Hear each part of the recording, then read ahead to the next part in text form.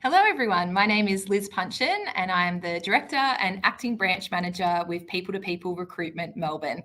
It's my pleasure to be hosting our People2People Live today, and we are coming to you via LinkedIn, Facebook and YouTube. Today we are going to go through the employment stats of the week. Also, I'll be sharing with you some hot jobs in Australia as well as New Zealand and the UK. And then I'll be joined by one of my fellow Melbourne colleagues, Jess Hickey. She'll be taking us through some of the job trends in 2023. And finally, I'll take you through the Twitter poll results from last week and also share with you the poll for this week. But first up, let's look at the employment stats.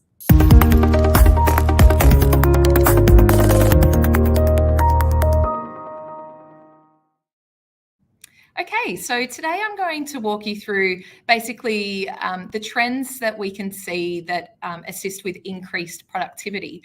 And the clear winner here is the work hours flexibility. So allowing employees to work when they're most productive will lead to, I guess, a successful outcome for both them individually and for the business as well. So followed by the commute being reduced or not having to commute to work at all. So I guess offering that opportunity to work from home where it's appropriate.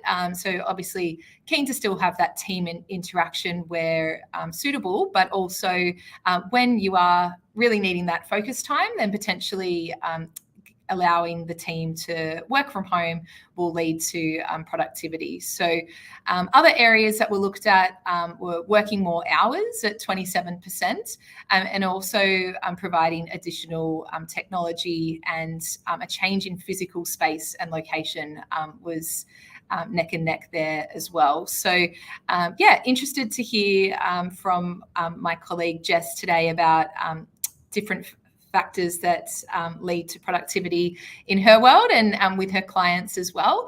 But that is the employment stats of the week.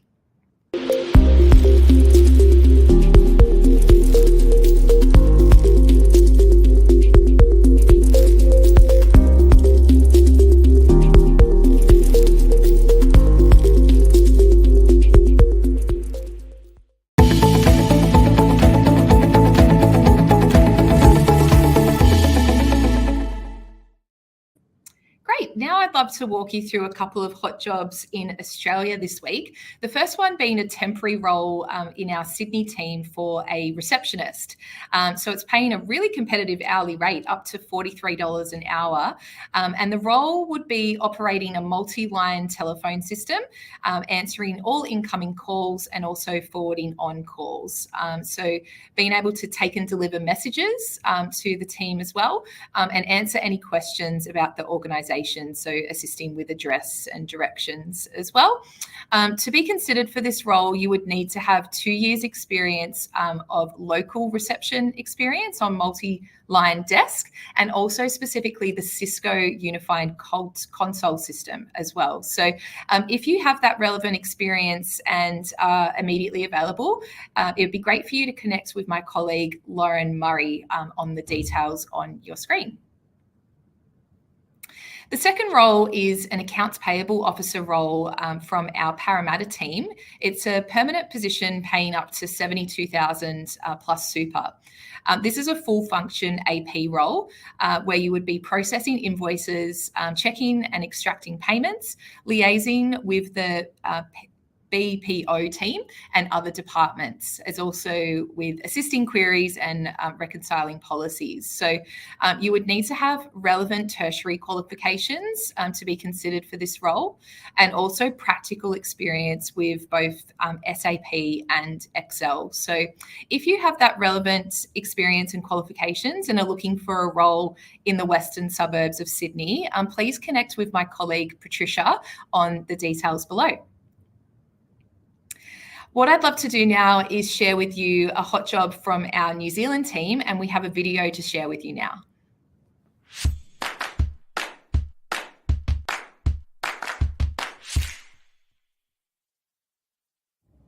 Hi, this is Isha from Frog Recruitment's temporary team.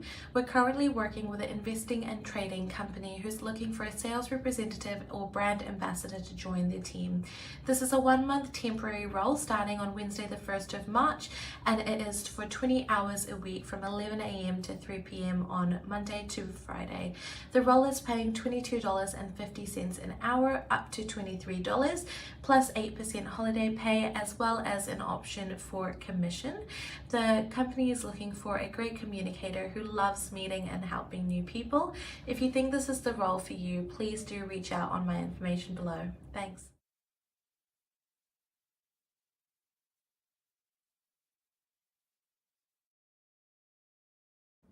Thanks, Isha. And finally, we have an opportunity from our London office. This role is a social worker opportunity located in London in the southeast, and the rate is negotiable depending on experience. So as a social worker, you would be managing a defined caseload and working across various industries such as healthcare and hospital, child welfare and family, elderly care, disability, and mental health. To be considered for this role, you would need to have degree qualifications in social work, as well as experience in social work, and have a proven track record in managing complex care situations. So if you have the relevant experience and would like to know more, please connect with the Managing Director of London, Liz Jones, on the details on your screen. So they are our hot jobs for the week. If you would like to learn more about any of those roles or other roles that we have available, please go onto our website, and also recommend that you set up a job alert as well. What we'll move on to now is I'd love my colleague Jess Hickey to join us. So Jess works in our Melbourne team. She is a senior consultant specialising in permanent supply chain and operations recruitment. She's going to share with us now some hot trends in terms of the job market in 2023. So welcome.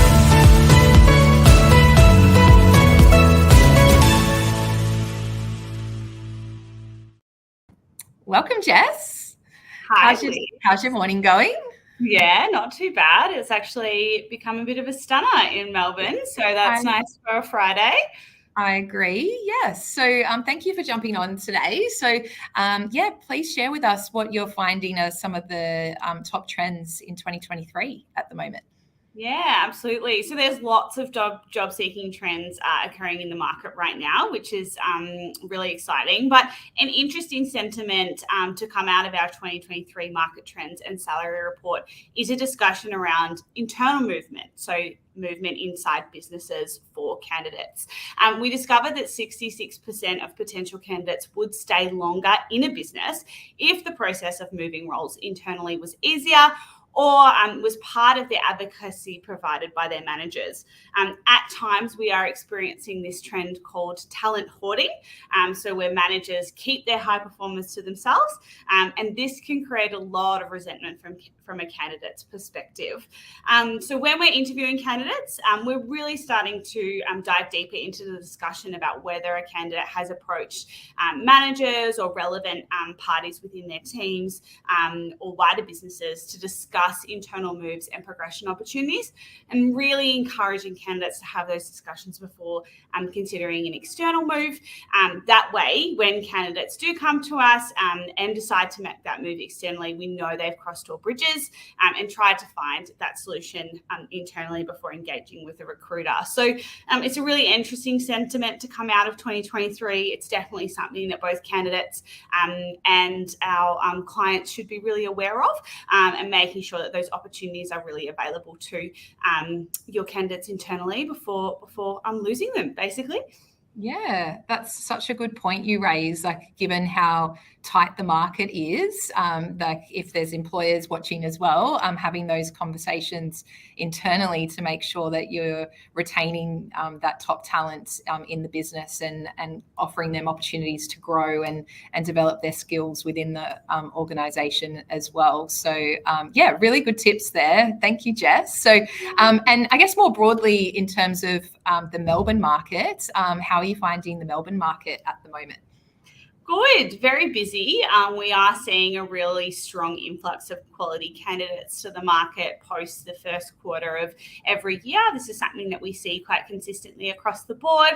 People come back after a Christmas break and then decide that their opportunity that they're in right now might not be the right fit for them. So if you are a business that is looking to secure some new talent, now is a really great time to reach out to your relevant recruiter, because we do have some really great talent available, which is super exciting, and it's really nice to be representing some high quality talent in the market at the moment and finding them their next right fit. So yeah, it's been really great.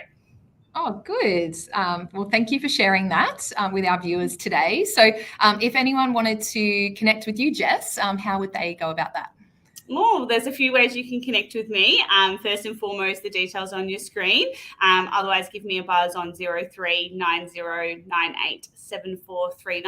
I am also very active on LinkedIn. You can find a cute photo of my dog in my most recent post. You're more than welcome to jump on LinkedIn and connect with me there as well. Yes. We should start a P2P pups page in Melbourne. So Ace was a great addition to our team last week. So well, thank you for joining us today, Jess. Have a great weekend. Thanks for having me, and we're looking forward to seeing you all soon. Wonderful. So last up today is I want to share with you the Twitter poll results from last week. So the question was, with flexible working, have you changed your work hours to accommodate daylight savings?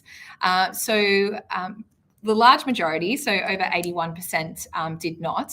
But interestingly, nearly 19% of the people that responded did. So I was involved with the UK results, sharing that with our viewers yesterday, and there was just over 12% of the people that responded that did change their work hours for daylight savings. So a bit of a change between the UK and the Australian employment market in terms of that. So interesting to see the comparison, but I think ultimately, if you do get that luxury of changing your hours, why not? But ultimately, just ripping that Band-Aid off and getting used to the slight adjustment would be my approach personally. So what we'll look at now is the poll that we'd love your contribution to for this week, which is asking the question, when are you most productive? So